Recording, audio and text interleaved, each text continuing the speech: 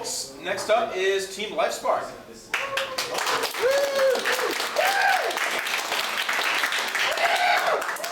Hi guys, I'm Yale. This is Team Lifespark. Hi. We have got, what you're looking at right now is a primitive build of a networked game. There's 4 of us in there running around. Woo. Oh, There. Last I checked, I guess the other animation didn't make it in. Which screen are we on here? We're on mine. Long story short, Lifespark is a game, it's a MOBA. It's a game about 2 factions battling it out to control the Lifespark that you're channeling between these towers. It's sort of akin to, if you've ever played a MOBA before, League of Legends, Dota, any of the things you're talking about there, you always have these turrets or towers. It's kind of an institution in these games. In Lifespark, we've put a little twist on it, and you are channeling the Lifespark between these turrets to establish a perimeter that is your base camp. And that's what you see these guys doing right now. In between fighting each other and falling over a lot. They're trying to capture, can you guys go capture a spark point for the audience? So any day now, one of them is going to go capture a spark point and start channeling the Lifespark from one spark point to another. And that's going to set up a perimeter. You guys, could you slow down? They just really want to kill each other. Got dead Michelin men everywhere. To our credit, the core mechanic is combat, so fine. But pretty soon, they're going to stop, and they're going to check out a spark point. There you go. Nice. So that yellow line denotes the Lifespark being channeled from a spark point. I know, right? And that's establishing a base camp for them. So these two, I think these two are on the same team. No, they're not. We're having some UI discrepancies. But that's what you're looking at. These guys are running around, combat, combat, combat, capture, capture. And that's the primary game loop, is you're fighting each other, you're capturing these spark points, and you're channeling the Lifespark between these spark points to establish that perimeter. Now, in the interim, you're also trying to destroy the enemy team's spark points. So go find an enemy spark point to take out somebody.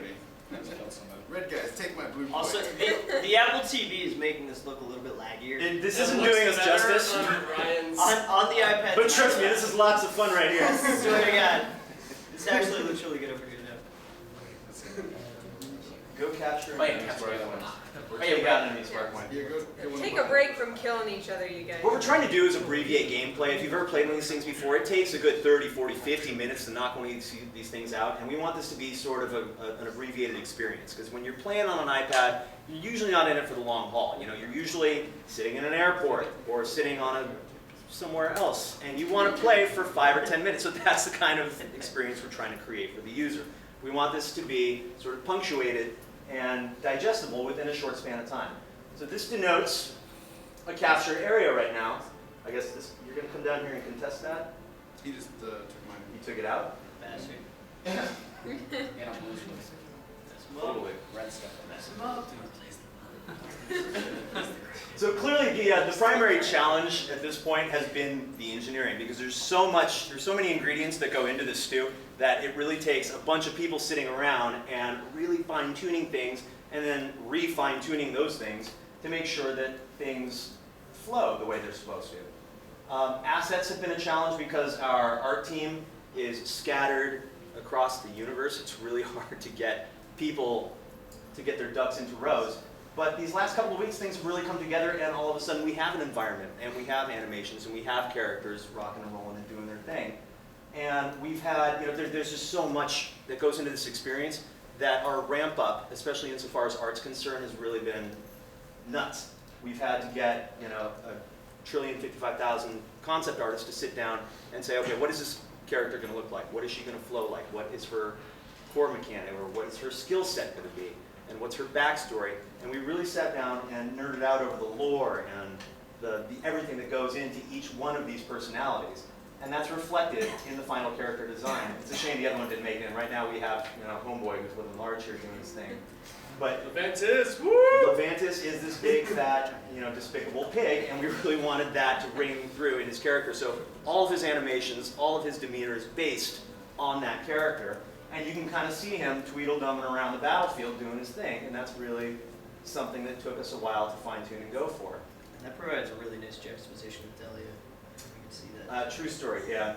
All the characters really offset other characters nicely. It's really And we well done actually- design-wise. It's really we credit to our actually design teams. have Delia in a subsequent In a lightless build. vault somewhere underneath. Yeah.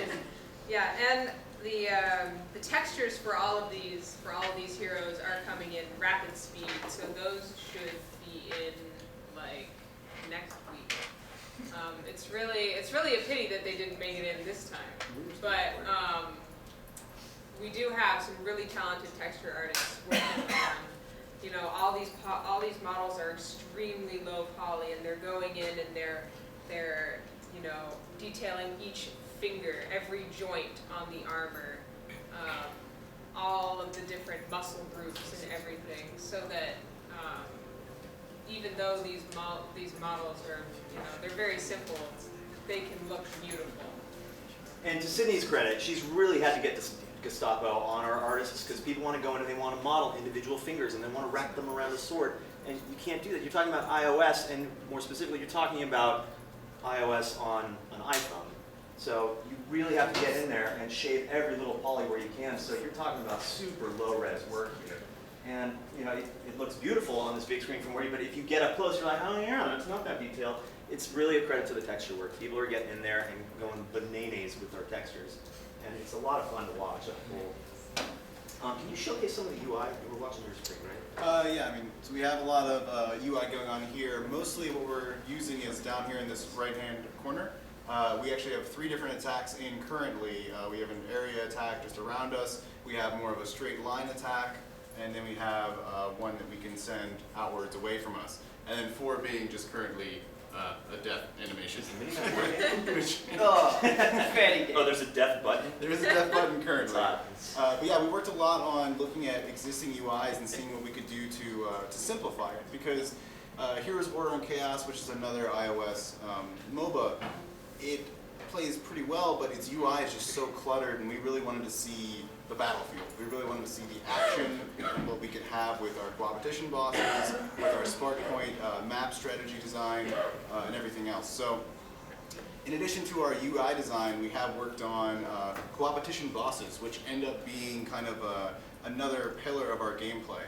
Those are all designed out, not currently in this build, but that is the next thing we're working on. We have the basics of our gameplay, basics of combat.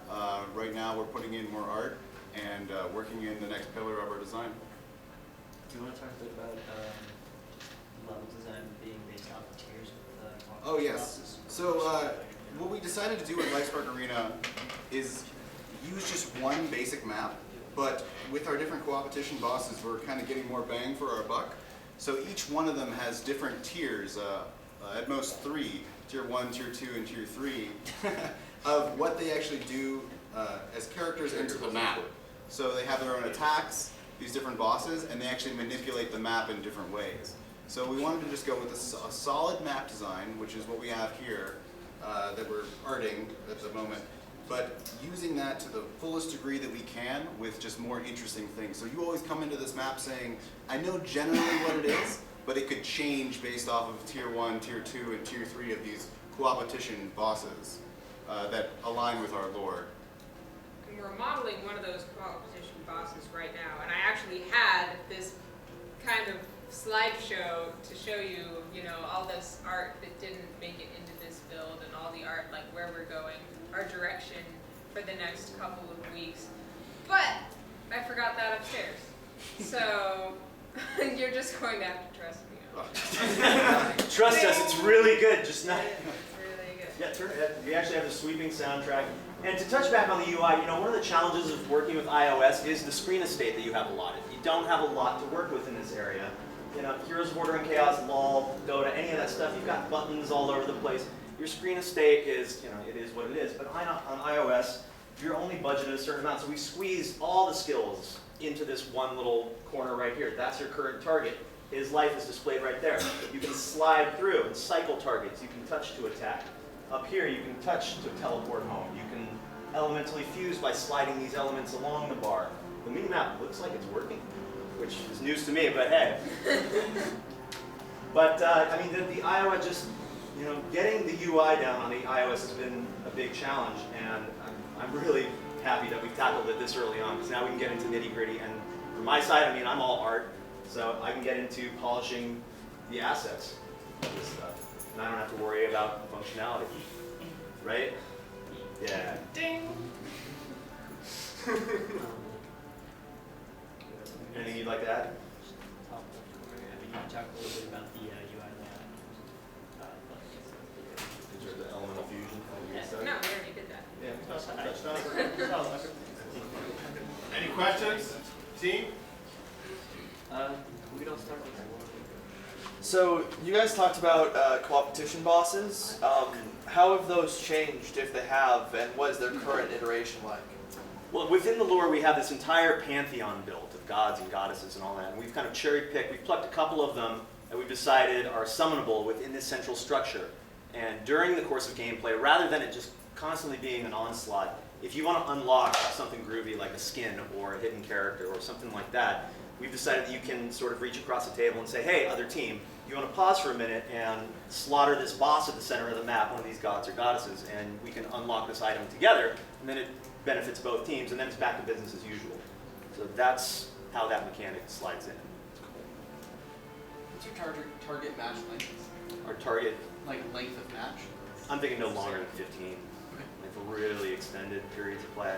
We'd really like to have like a 10-minute experience, you know what I mean? Like when you sit down to play Dota or LoL, I mean, it's fun, don't get me wrong, I love sitting there and for 30 minutes doing this, but I mean, like when you're on an IO, at least for my part, you know, when I'm on one of these things, this suggests portability and it suggests that punctuated gameplay period for me. So I would like a 10 to 15 minute experience and that's it. That's one thing that bosses are really driving home is adding that sense of urgency and making sure that the game can't really go. Yeah, that's that tier system that the bosses constantly ramp up and really encourage you to like step it up because this is just going to get worse and worse and eventually, you know, everybody's dead. Yes? What do you think your biggest challenges are moving forward? Art. And art. Art and art. And then there's art. Yeah. It's been like pulling dinosaur teeth. I mean, you know, getting these things to actually function and getting the assets turned in, like you said, expect 66%. It's been, what, like 40 to this point. It's so hard to get all our artists who are working remote just to, you know, drop what they're doing and get the asset in on time that they promised us, especially when they're working in, Volta or wherever. You know, some of these There people are come from. some exceptions, like nearly all of these assets that you see on the screen were created by two people, two artists, and they have done a magnificent job. And so I'm starting to learn, you know, who I can rely on and who I can't rely on. And characters are definitely, wow. It's working, it's fun. Characters are definitely moving a little bit, definitely moving slower than environment, but that's to be expected. There's a lot more that goes into characters than goes into an environment asset. But as I said, the textures are in progress, the animations are almost there. In the case of Delia, they're already all there. We just need them, you know, prettied up a bit. Yeah, we have stuff locked and loaded. It's integration. Okay. You know, I mean, right now, the guy twerks. What more do you want, dude? Any other questions? About the working, I see the game is lagging. It's actually not running lagging okay on on the the device itself. iPad, it's just lagging on the TV. Sure. Which you can come, it sounds like I'm bullshitting, but we can show them It's running real good right here, bro. Don't worry about it. My question is, if you are concerned about using, I guess you are using Photon. Yes. Are you concerned about the performance? Are you consider maybe to write the Yeah, C++? we're actually in the process of setting up a database for authentication purposes and also for keeping track of statistics like average ping, so we can monitor that. And we're structuring it so that we can shift more of the work from Photon to our own networking structure using Unity Network. Are you writing that in C#? Yes. Network? Yeah. It's all the accessibility we have via Unity. So we don't have any of the low level stuff to work with.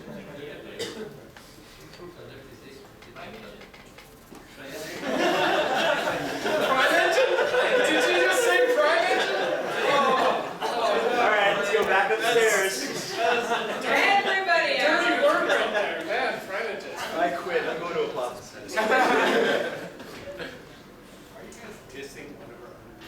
I love Primevision. I